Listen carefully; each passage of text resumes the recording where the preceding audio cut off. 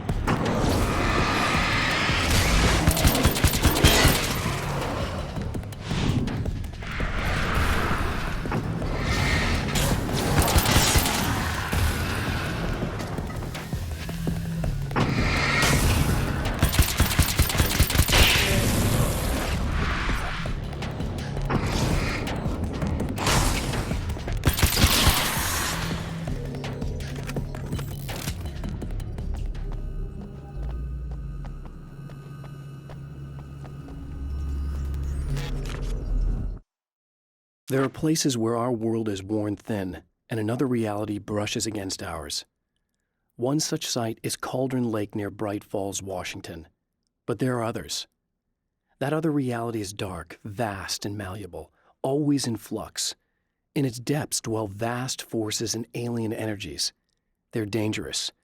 But in one of these places, if you know how, you can channel the power of that place and use it to shape reality.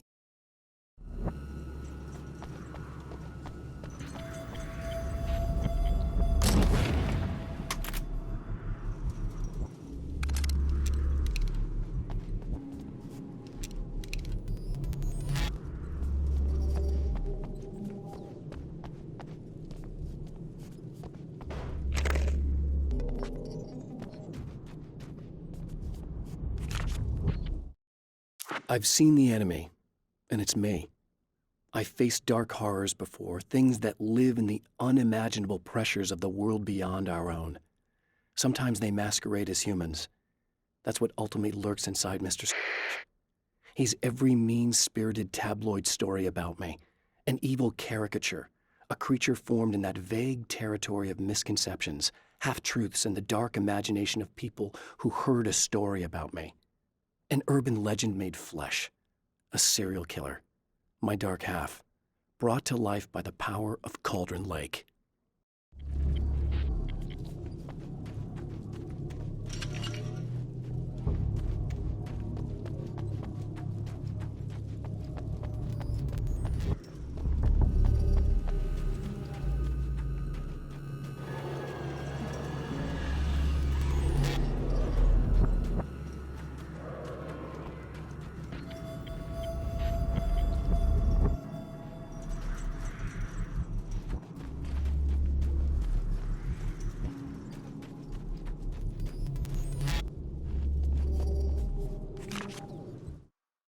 The darkness rose from the depths of Cauldron Lake and took Alice. It needed words. It needed me to write its way into our world. She was leverage, a hostage. I complied, but with a twist. I put in a loophole that gave me a chance to fight back. I was hunted by shadowy enemies, but I faced the darkness. I fought it with light. I drove it back. I saved Alice, but it came with a cost. I was trapped in the dark place below Cauldron Lake.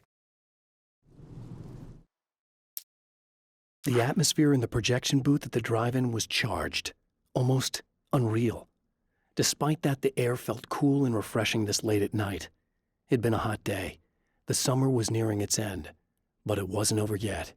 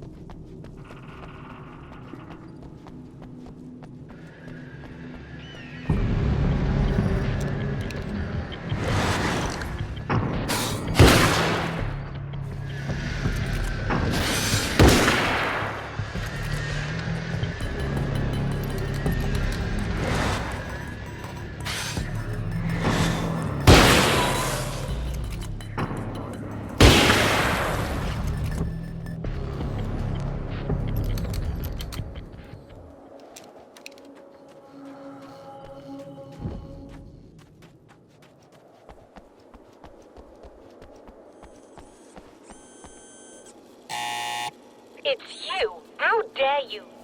No, wait. It isn't you, is it? I suppose you'd better come in. I'll unlock the door. Thanks.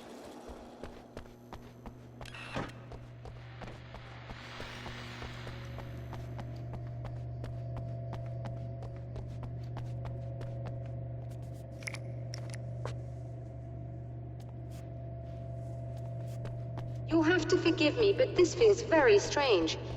It seems like this has all happened before. I have the replacement part for your telescope, Doctor. All right. Let's get it installed.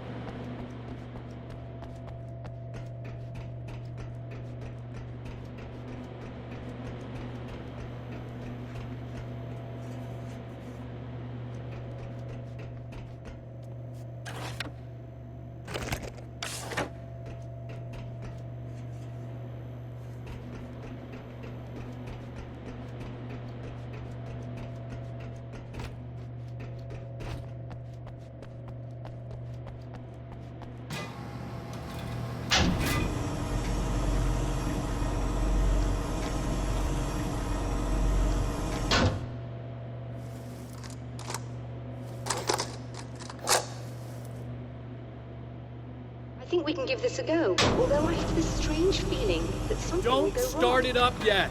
There's a problem with the coolant system. Yes, that's right. I remember. All right, let me think. If they're sabotaging it, they'll be at the primary coolant pipe outside. If you can secure it, we should be ready to pick up the signal. That is why you're here, isn't it? Yes, it is. I'll take care of it. Before you go, if you have the time, I'd appreciate if you came up here and explained a few things. All of this is very strange to me.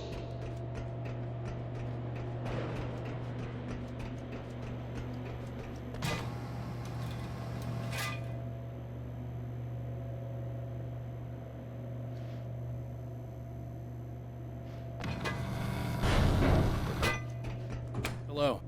I don't quite know what's going on, but I seem to remember having had this encounter before. It's not déjà vu, Doctor. This has happened before. We're caught in a time loop. That's utterly insane. How could that be? I can't really explain it. I suppose I could call it magic. I don't believe in magic. Neither do I, but I can't argue with what I've experienced. Listen, what matters now is the signal. The last time we only caught a part of it. I need the rest of it. Whether you believe me or not, you want to look into this as much as I do, right? Yes. All right. I realize that you have trouble believing this. That's an understatement. I can't deny that what you say resonates with me on some level I don't pretend to understand. But for all I know, I'm simply delusional. But it's not just you. I've experienced the same thing as you. Doesn't that prove something, at least? Maybe. On the other hand, given your appearance, and the fact that you're trying to convince me that I'm not insane, perhaps you're merely a hallucination that accompanies my delusions. You're not having a psychotic episode, Doctor. For what it's worth, I'm a skeptic by nature. I completely understand your reluctance to believe me. There are people caught so deep in their psychosis that they retroactively manufacture memories and beliefs that conform to the situation at hand. Sure, but you have to stop second-guessing yourself at some point, if you want to get something done.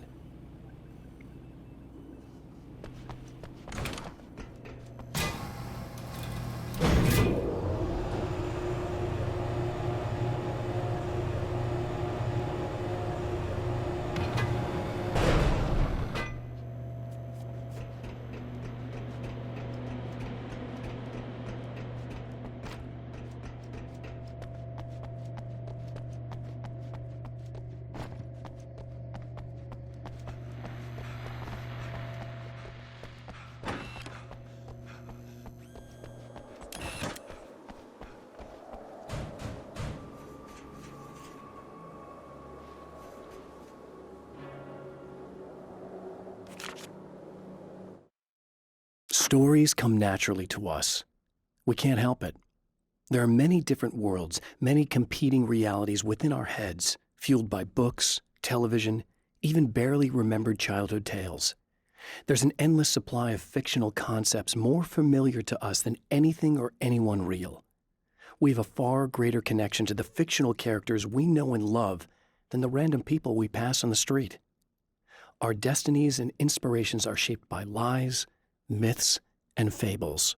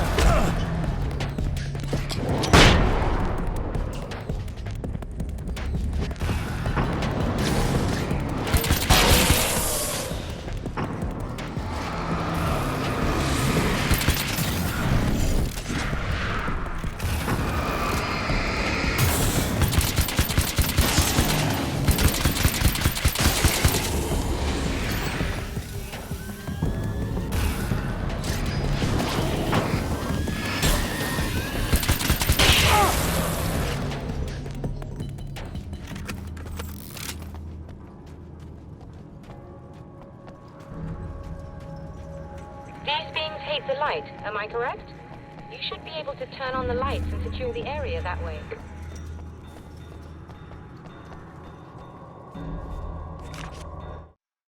When Dr. Rachel Meadows got the call from Michael, telling her to hurry to the observatory, she didn't waste any time. It had been a nice party. She'd had a good time, but her social life would always play second fiddle to the mysteries of space. Michael never showed up, of course. He pulled over at the wrong rest stop. She never even thought about him at the time. The phenomenon in the sky above her was too fascinating.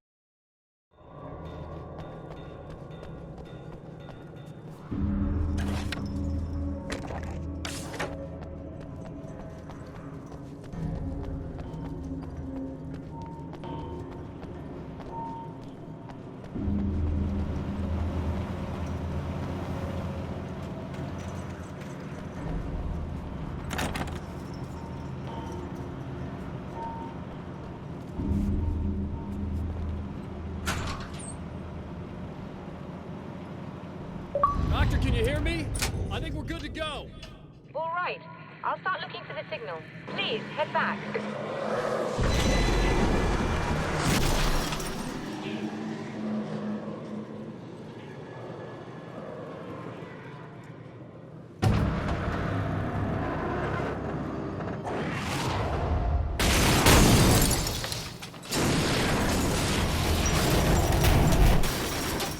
I guess they didn't like that.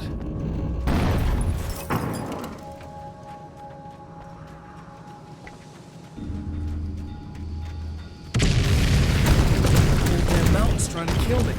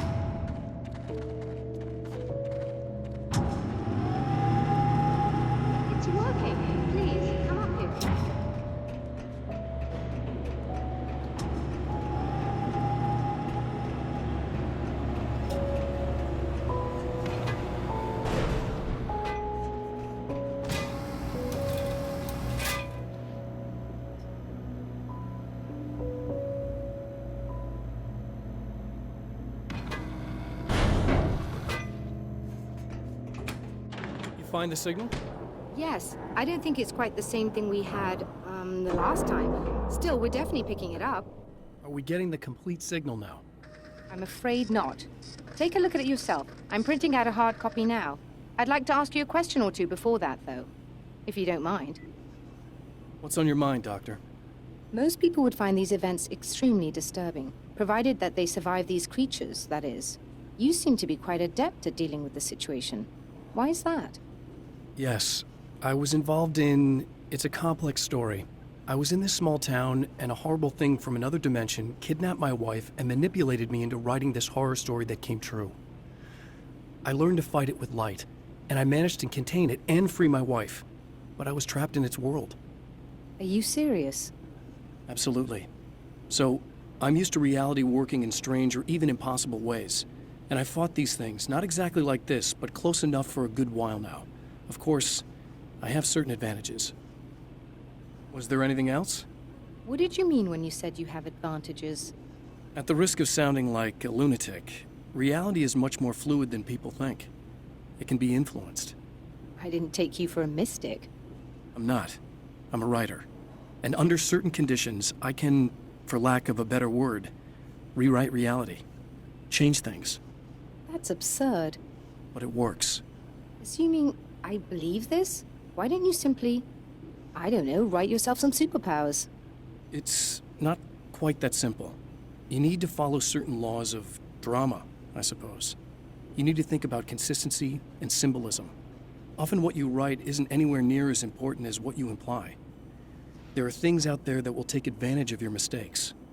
You really believe in this? Don't look at me like that. You've experienced some of this yourself. I will gladly admit that something exceedingly strange is going on. But this idea that you're somehow altering reality with your writing is ridiculous. You're essentially saying you're controlling my actions. Leaving aside the rational arguments against this, what gives you the right? Well, it's more like having a destiny. A path you're on. You're not aware of it, but there it is. If somebody changes it, what difference does it make? It's what every writer does. If you write something that affects one of the characters, they don't really know about that. I'm not a character. Are you saying that it's all right to take advantage of someone if they aren't aware of it? Look, all I meant was that if you're genuinely making all your own decisions, and those decisions lead to whatever destiny you have, what practical difference does it make? I suppose that depends on whether our destinies are determined by things like physics and probabilities, or natural reality, which is presumably neutral and impartial, or by some kind of an intelligence. If it's the latter, that intelligence makes choices based on some criteria. If we suffer as a result of those choices, there's a moral and ethical element involved, regardless of whether we're aware of its manipulations. Wouldn't you agree? You're taking this very well. I thought you'd be hangry. I suppose I would be if I thought you could actually do this.